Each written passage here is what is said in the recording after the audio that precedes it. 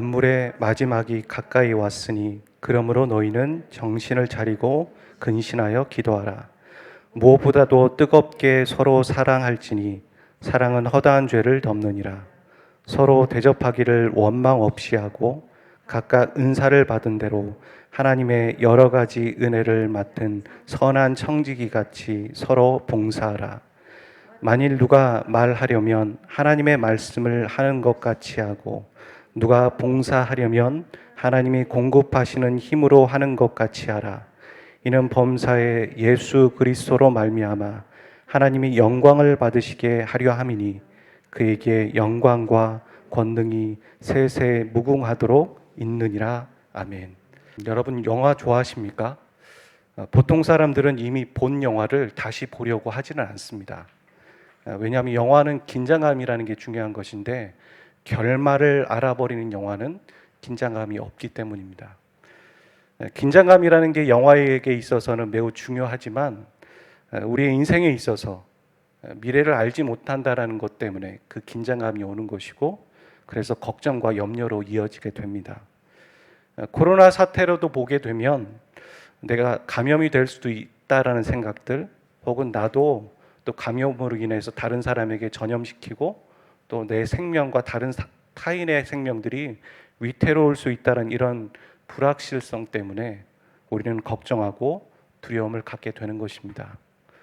사람들은 자신의 미래를 몰라서 불안해합니다. 하지만 성경은 예수 그리스도를 믿는 자들에게 이 결말은 분명히 해피엔딩이라고 말하고 있습니다.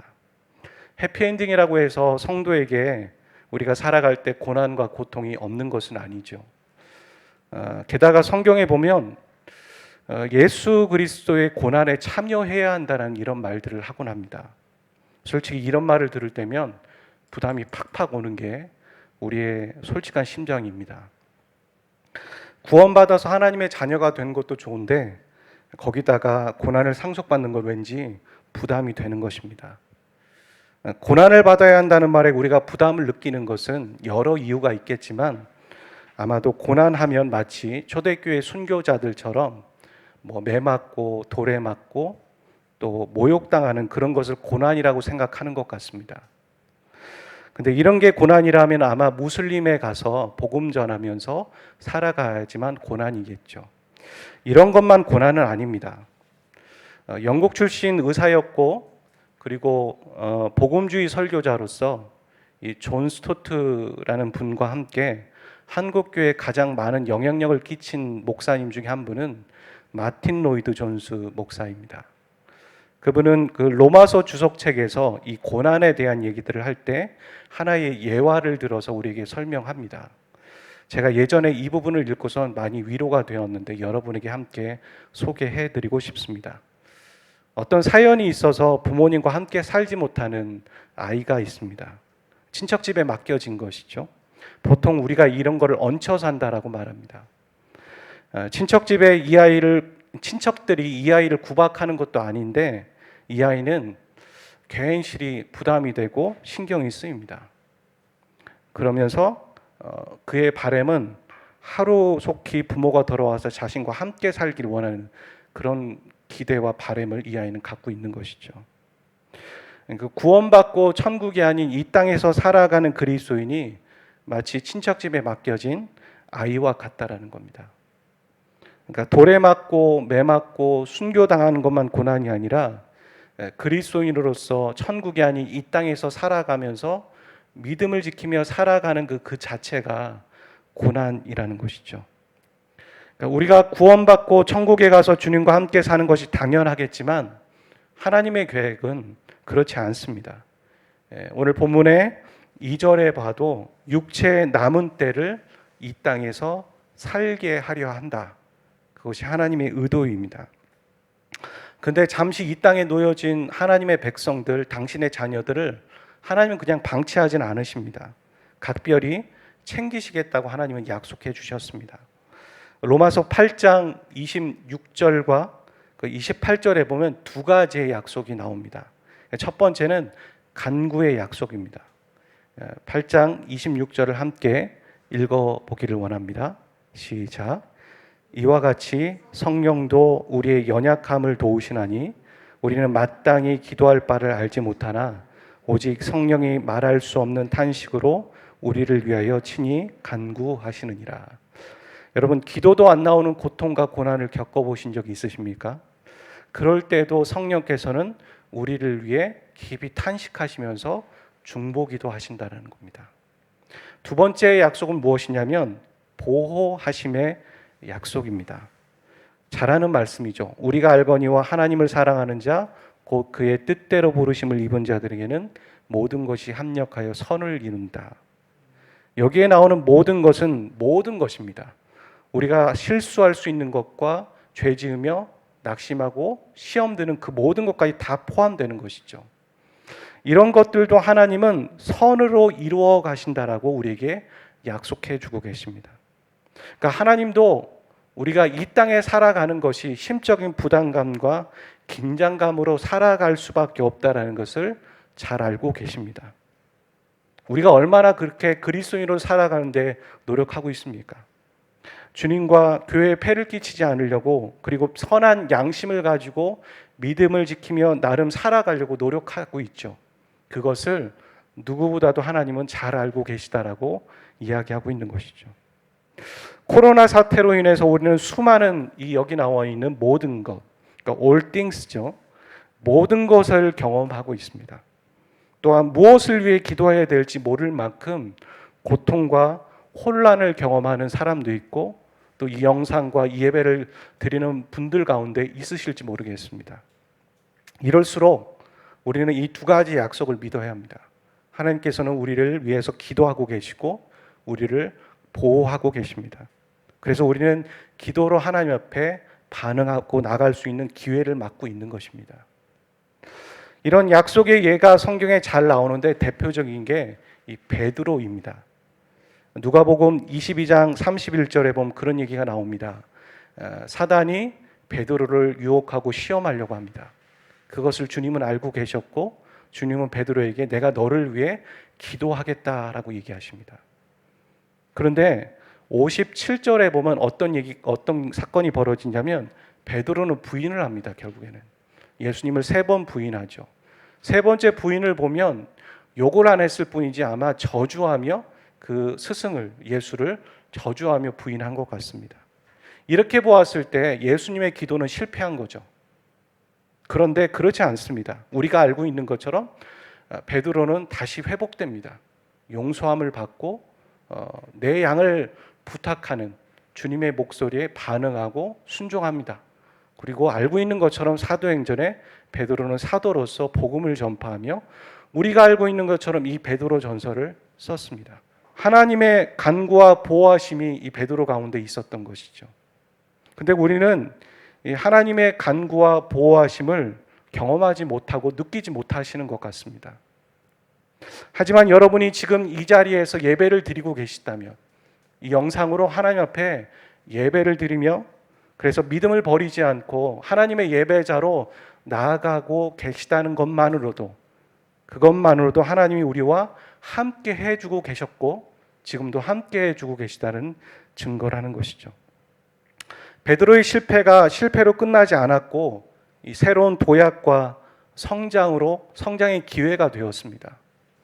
이처럼 오늘 우리의 실패와 또 패배는 우리의 패배로 끝나지 않고 도약과 성장의 미끄럼이 될 것입니다. 우리의 실력 때문이 아니라 하나님이 우리와 함께하고 계시기 때문에 그렇게 될 줄로 믿습니다. 우리가 좌우에 있는 분, 또 영상으로 예배 드리시는 옆에 분들에게 그렇게 한번 고백해 주시겠습니까? 하나님이 당신과 함께하고 계십니다. 그렇게 한번 고백해 주시죠. 이 베드로전서에서 말하는 그리스도인의 정체성을 보면 우리가 살펴본 것처럼 나그네 혹은 여행자, 순례자 이렇게 말씀드렸습니다. 오늘 본문에 나오는 정의인데 또 다른 것들을 하나 말씀드리려고 합니다. 그건 뭐냐면 낯선 사람이라는 것입니다. 영어로는 이 모든 것을 스트레인저라고 말하고 있습니다. 우리말로 번역하면 낯선 사람이라는 것이죠. 성경은 구원받은 자들의 신분을 하나님의 백성이라고 말합니다. 우리가 하나님의 권속이라고 얘기하죠. 하나님의 권속이라는 것은 다르게 말하면 하나님의 가족이라는 말입니다. 하나님의 자녀이고 하나님의 백성인데, 그런데 잠시 이 땅에서 살아가는 사람들입니다. 이 성도의 정체성을 잘 살펴보면 어떤 것을 우리가 배울 수 있게 되냐면, 성도는 하나님의 법과 하나님의 말씀에 의해서 거듭났고 새롭게 태어난 사람이지만, 이 세상에 살아가면서 이 세상의 법을 존중하고 따라가야 하는 사람들입니다. 그런데 또한 성도는 이 세상이 끝난다라는 걸 알고, 종말을 알고 천국을 동경하고 소망하며 살아가면, 그래서 하나님의 말씀대로 법대로 살아가야 하는 사람들이 성도입니다. 그러니까 성도의 포지션은 한쪽에 있지 않습니다. 양쪽에 있습니다. 두 가지의 가치와 기준을 따라서 살아가야 합니다. 그래서 어떤 일이 벌어지게 되냐면 항상 갈등이 존재할 수밖에 없습니다. 그리고 결정적일 때는 믿음의 선택을 해야 하는 것이죠. 믿음의 선택을 해야 하기 때문에 양심의 가책을 느끼며 살아갈 수밖에 없습니다. 그러니까 천국을 선택하면 어떤 일이 벌어지면 세상의 것들이 낯설게 됩니다. 그리고 세상을 선택하면 천국의 것들이 낯설게 느껴지는 사람입니다. 그게 바로 성도입니다. 그러니까 어느 쪽을 선택하든 성도에게는 한쪽은 낯설게 될 것입니다. 한쪽은 익숙하다면 한쪽은 낯설게 되는 그런 사람이 바로 성도라는 것이죠. 그리고 그 성도 안에는 항상 갈등과 함께 선택을 할 수밖에 없게 됩니다. 갈등을 다른 말로 얘기하면 고난이라고 얘기할 수 있고, 또 믿음의 선택을 하게 되면 또 따라오는 것이 고난이고 어려움입니다. 여러분에게 제가 사회의 부적응자로 살아가라고 말하는 게 아닙니다. 이 사회의 한 구성원으로 잘 살아야 합니다. 잘 벗으로 살아가야 되고 열심히 살아가셔야 합니다. 하지만 타협은 아니라는 것이죠. 우리는 어쩔 수 없는 상황에 놓일 때가 있습니다. 분명히 잘 살아가고 더불어 살아가지만 어쩔 수 없는 상황에 놓이게 될 때가 있고 믿음의 결정을 해야 할 때가 옵니다. 그럴 때 우리는 그 믿음의 결정을 하게 될 때 그들과 우리가 근본적으로 다르다라는 것을 느끼게 되는 것이죠. 예를 들어 볼까요? 우리가 사회생활을 할 때 부조리와 죄에 대해서 어떤 요구를 우리에게 요구할 때가 있습니다. 이렇게 하세요, 저렇게 하세요. 우리가 그 사회에서 그 직장에 들어갔기 때문에 직장의 법을 따르고 또 그 상관의 말을 순종합니다.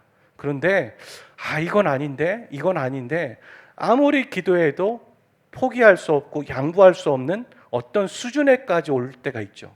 그럴 때는 어떻게 합니까? 우리는 기도하고 그것은 아닙니다, 그렇게 할 수 없습니다 라고 말할 수밖에 없겠죠. 우리가 믿음의 선택을 하게 되면 어떤 일이 있게 되냐면 좋은 일만 있지 않습니다. 그렇게 믿음의 선택을 했을 때 튀는 행동이 될 수밖에 없는 것이죠. 그리고 다른 사람들은 우리를 보면 어떻게 느낍니까? 저 사람이 저런 사람이었어? 그렇게 느끼게 되고 그렇게 말합니다. 저 사람 참 낯설다. 베드로전서는 그런 말을 하는 겁니다. 너 참 낯선 사람이야. 이상한 사람이야. 그렇게 불리워질 수밖에 우리가 없다라는 것이죠. 여러분, 마태복음 10장 34절부터 36절에 보면 우리가 잘 아는 말씀인데 이런 말이 나옵니다. 내가 세상에 화평을 주러 온 것이 아니라 세상에 검을 주러 왔다. 여러분, 이 말 무슨 뜻인지 이해하셨습니까? 검이라는 것은 자르는 것입니다. 그리고 그것은 나누는 역할을 합니다. 그러니까 무슨 말이냐면 믿음과 신앙의 양심 때문에 선택을 하게 돼서 가족과 가족 간에 혹은 친구 간에도 불화가 일어날 수밖에 없고, 그래서 갈등이 존재할 수밖에 없다라는 것이죠. 그것은 피할 수 없는 것이라는 겁니다. 어쩔 수 없는 선택을 할 수밖에 없다라고 예수님도 말씀하고 계십니다. 이렇게 신앙의 양심을 가지고 행동할 때 함께 따라오는 것은 기쁨과 평안이 아니라 핍박과 고난이 될 수 있습니다. 그리스도인으로 바르게 살아간다면 피할 수 없는 일입니다. 그런데 이게 바로 그리스도인으로서 바르게 살아가고 있구나라는 것을 말해주는 신호라는 것입니다. 원래 우리가 세상이 좋고 죄가 좋은 사람들이기 때문에 이 하나님의 말씀대로 살아가는 것은 우리의 본성을 거슬리는 거가 되기 때문에 그 자체가 갈등이고 어려움이 되는 것이죠. 안타까운 것은 그런 겁니다. 예수님을 믿고 또 교회가 그 믿는 자들에게 가르쳐 주는 것이 기복신앙이죠.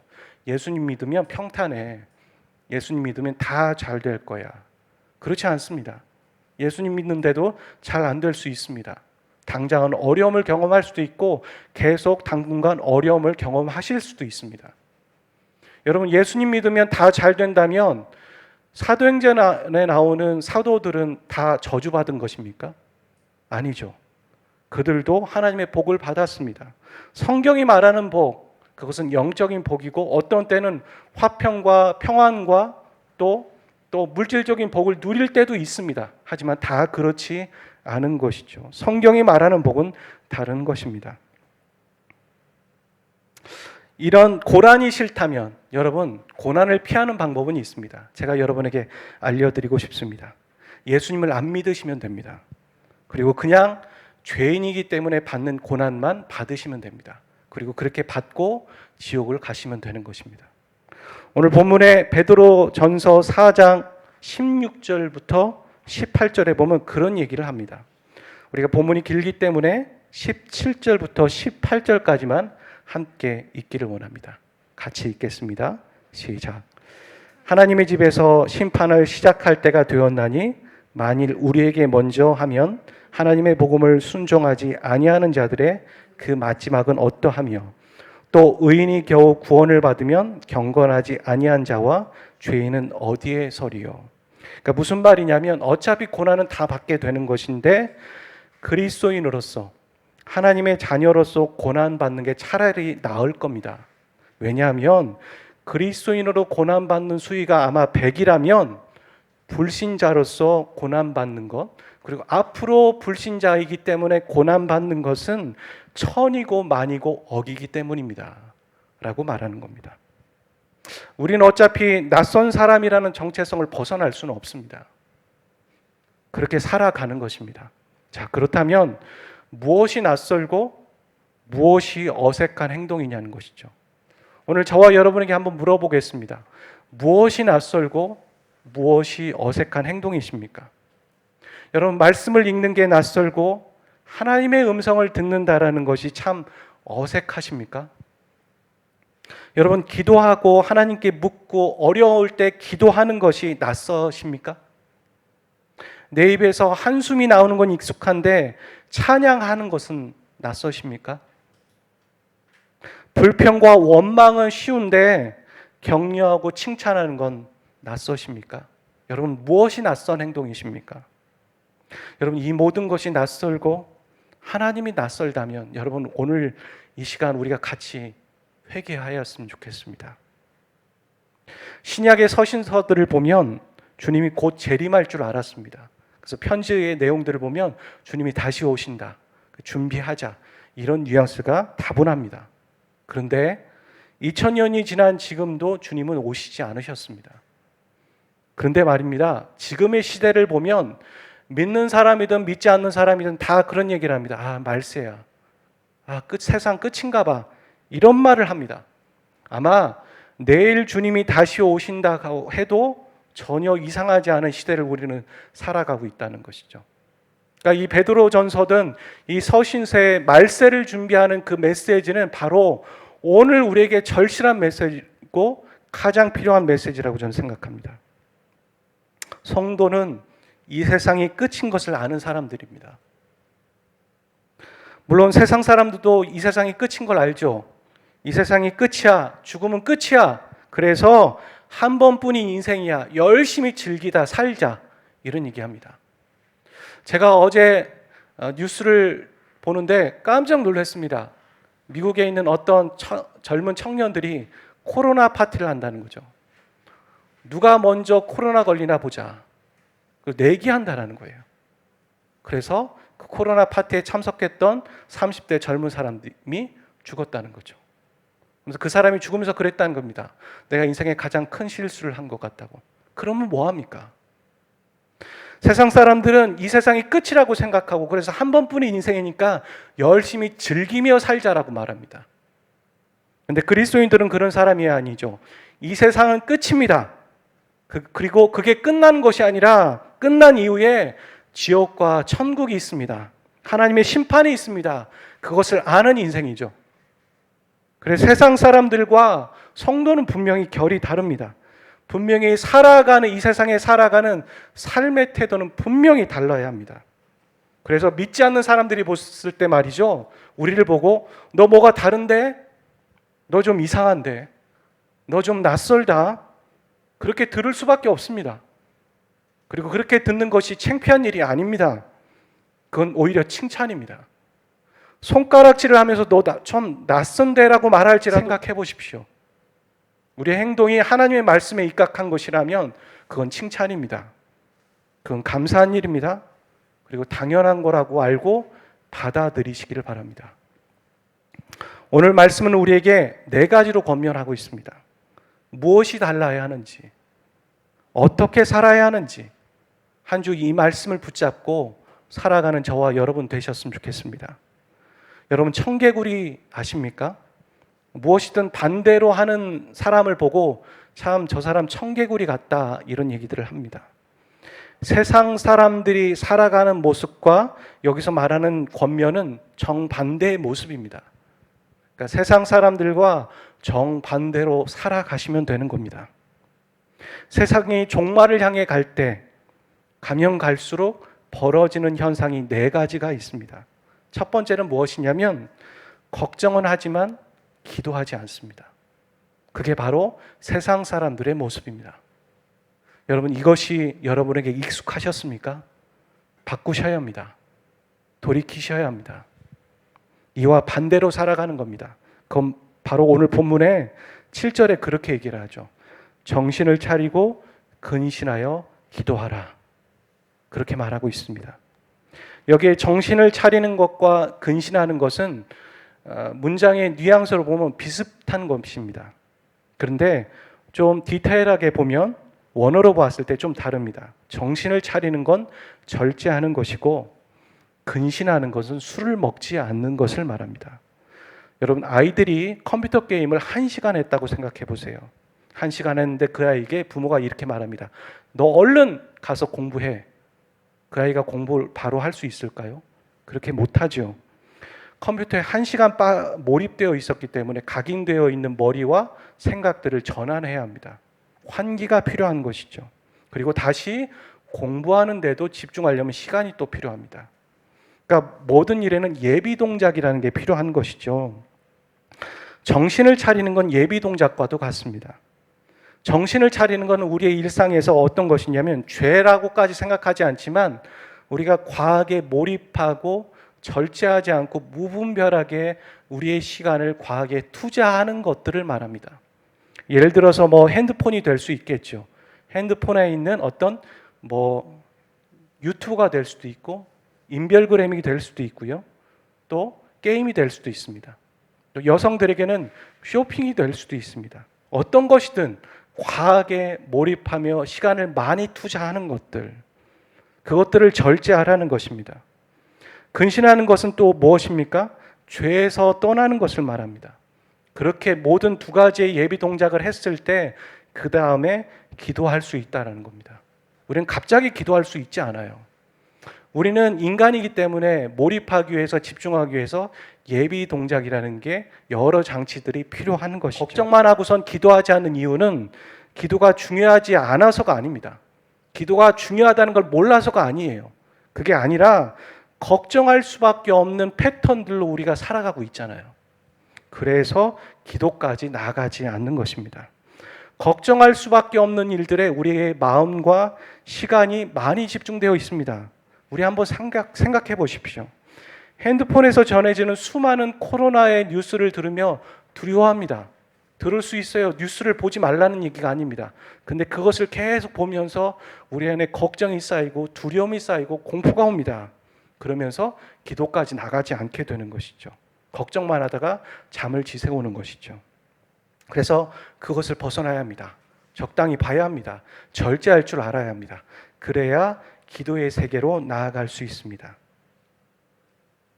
우리가 죄에는 경각심을 갖지만 오히려 죄가 아닌 것들에 대해서는 느슨하고 우리가 무방비되어지는 모습들을 갖게 되는 것이죠.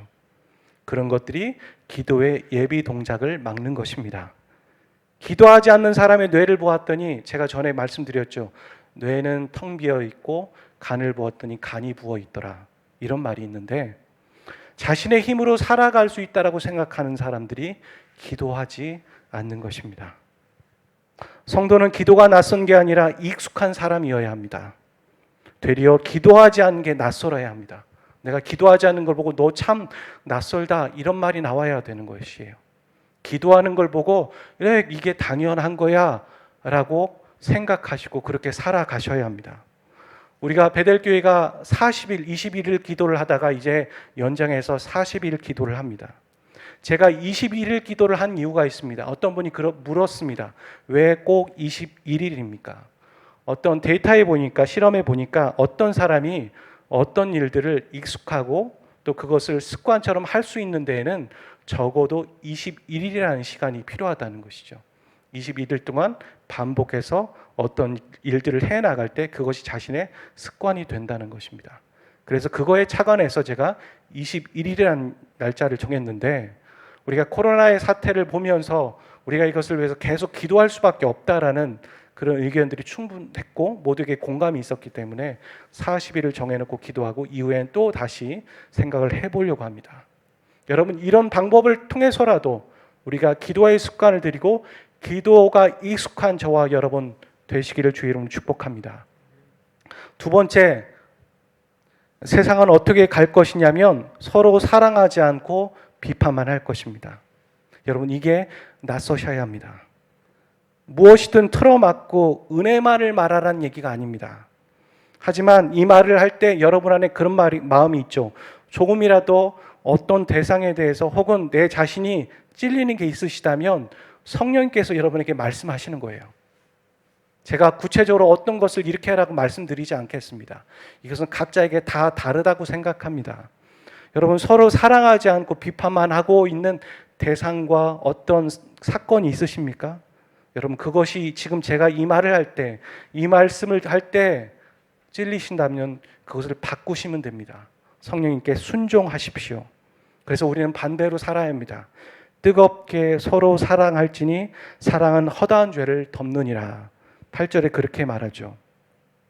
죄를 덮는다는 게 무엇일까 좀 생각해 보았는데요. 이런 것 같아요. 내가 어떤 사람을 용서하잖아요. 근데 내가 이 사람을 용서하지 않고 이 사람을 비판하면 그 사람은 또 나에게 죄를 짓거나 또 다른 사람을 비판하면서 죄를 짓게 되겠죠. 그 죄를 덮어버리는 것이 용서가 되는 것이고 사랑이 되는 것이라는 것이죠. 죄를 지을 수 있는 기회를 앗아가는 것, 그것이 사랑이고 용서입니다. 세 번째는 뭐라고 얘기하냐면 세상 사람들은 낯선 사람에 대해서 경계하고 사람들을 함부로 대할 것입니다. 왜냐하면 사람을 믿을 수가 없어요. 도저히 사람을 믿을 수가 없어요. 가족도 서로를 해치고 속이는 시대에 살아가고 있어요. 사람에 대한 가치가 너무 떨어졌어요. 사람을 돈으로, 외모로 판단하는 것은 너무나 다반사예요. 그래서 믿을 사람이 없고 마음을 나눌 사람이 없습니다. 그러다 보니까 사람을 함부로 대하는 것이죠. 이럴 때 무엇이 우리에게 와닿습니까? 참 믿음의 사람들, 믿음의 공동체라는 게 소중하다는 걸 알죠. 내가 내 마음을 털어서 어떤 사람에게 기도 제목을 나눌 수 있다는 것은 특권이에요. 더더욱더 세상이 악해지면서 세상이 종말을 향해 가면서 그것은 어마어마한 특권이 될 것이에요.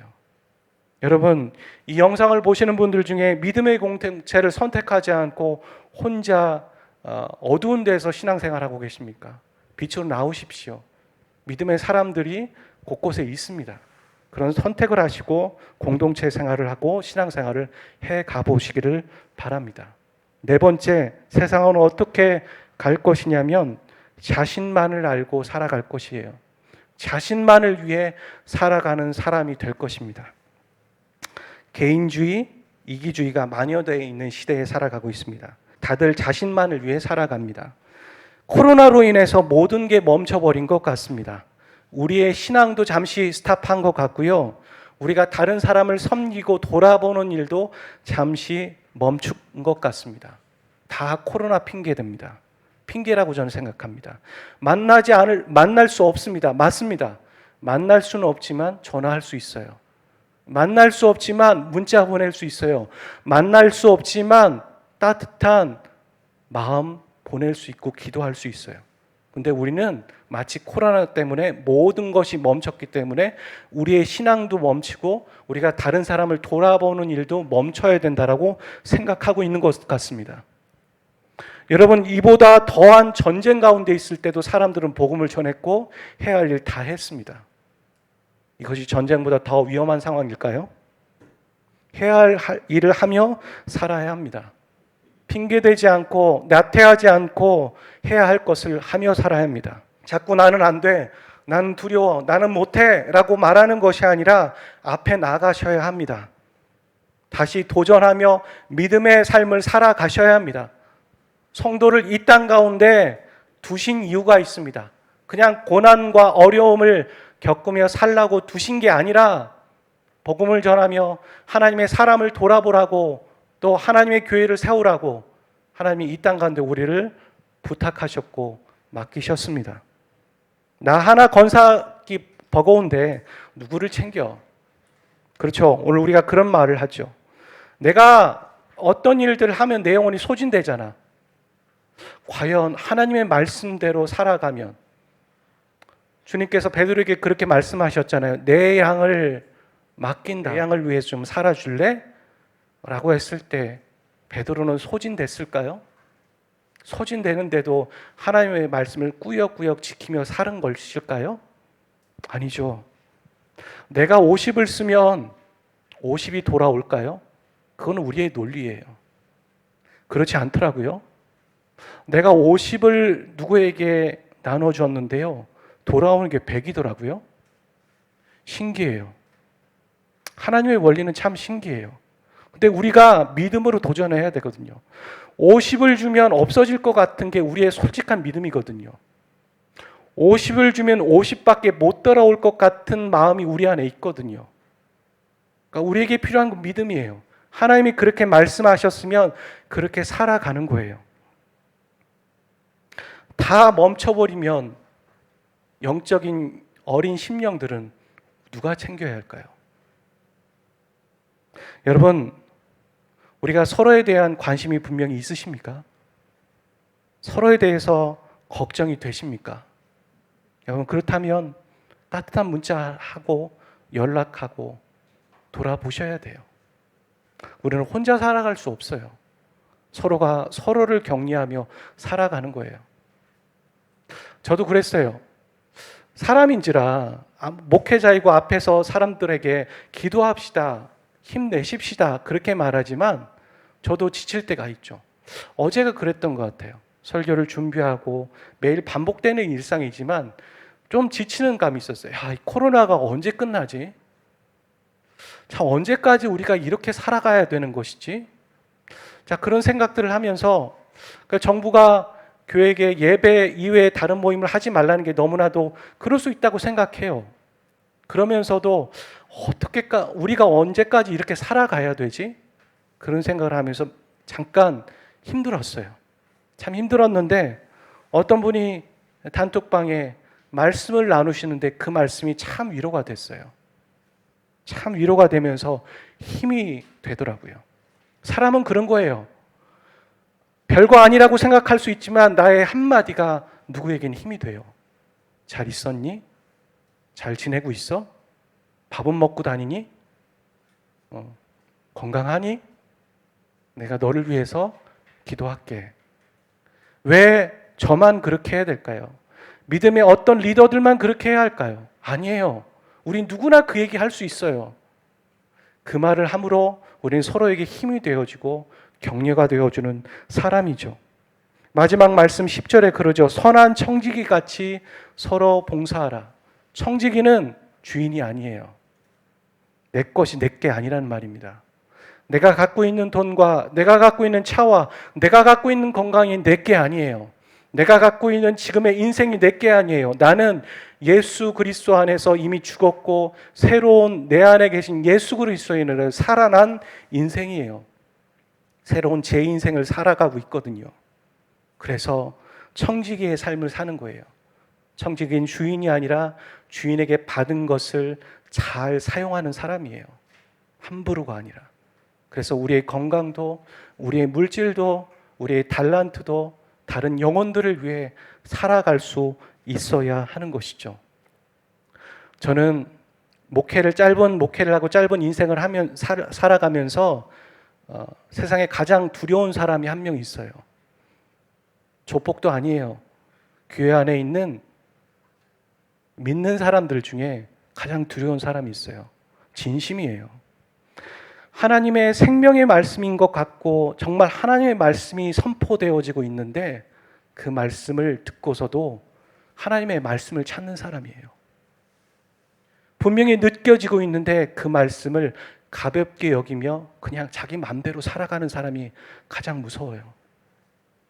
하나님의 말씀에 감흥이 없는 사람, 하나님의 말씀에 변화가 없는 사람, 하나님의 말씀에 영향받지 않는 사람, 그러면서도 세상의 어떤 것에 영향받는 사람, 그런 사람이 가장 무서워요. 저도 어떻게 할 수 없어요. 사랑하는 여러분, 여러분이 그런 사람이십니까? 오늘 하나님의 말씀이 우리에게 선포되어지고 있습니다. 이 말씀은 제가 말씀을 준비하면서도 하나님이 우리에게 주시는 정말 말씀이라고 생각이 들어요. 아마 여러분도 그렇게 느끼시고 계실 거예요. 그렇다면 여러분 반응하셔야 돼요. 순종하셔야 돼요. 여러분 깨어서 근신하며 정신을 차리고 기도하십시오. 여러분 뜨겁게 서로 사랑하십시오. 서로 대접하기를 원망 없이 하고 또 선한 청지기 같이 서로에게 봉사하십시오. 사랑하는 저와 여러분이 한 주 이 말씀을 가지고 순종하며 살아갈 수 있기를 바라고 믿음의 결단을 하며 다가오는 어려움과 고난도 마땅히 여기며 감사하며 또 그것을 인내하며 그 안에서 소망을 찾는 저와 여러분 되시기를 주의 이름으로 축복드리겠습니다. 우리 찬양하고 기도하도록 하죠. 나의 소망 되신 주, 나의 소망 되신 주, 주를 바라봅니다.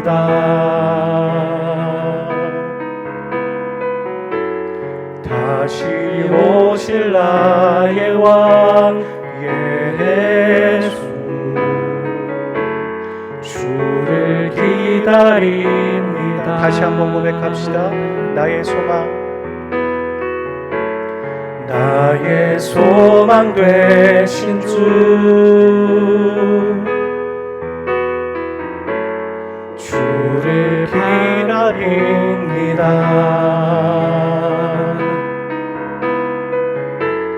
다시 오실 나의 왕 예수, 주를 기다립니다. 주를 기다립니다.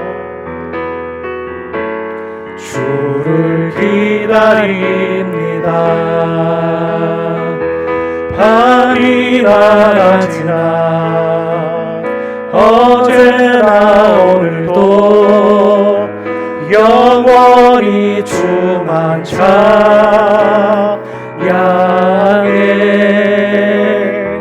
괴롭고 슬플 때 낭망하여 넘어져도 언제나 주만 찬양하. 밤이나 낮이나 밤이나 낮이나 어제나 오늘도 영원히 주만 찬양해. 괴롭고 슬플 때 낭망하여 넘어져도 언제나 주만 밤이나 낮이나 찬양하겠네. 주님만 찬양합니다. 밤이나 낮이나 어제나 오늘도 영원히 주만 찬양해.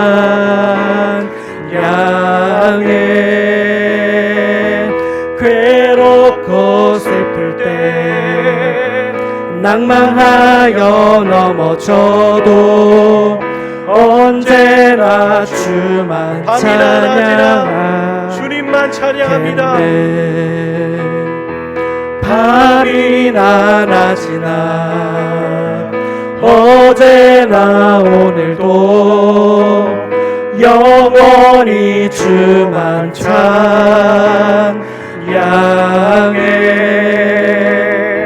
괴롭고 슬플 때 낭망하여 넘어져도 언제나 주만 찬양하겠네.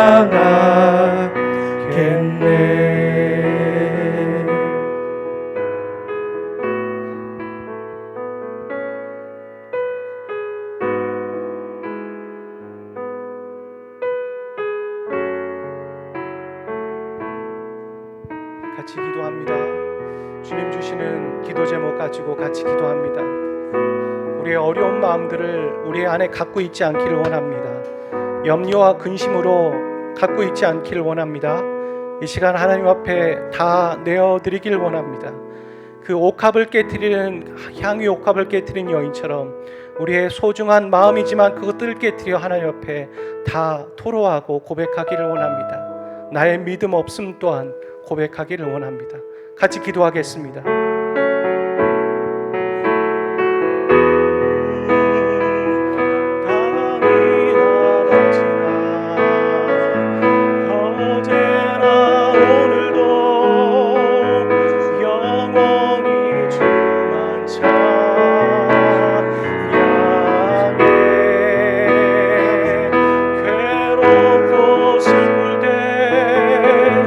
낭망하여 넘어져도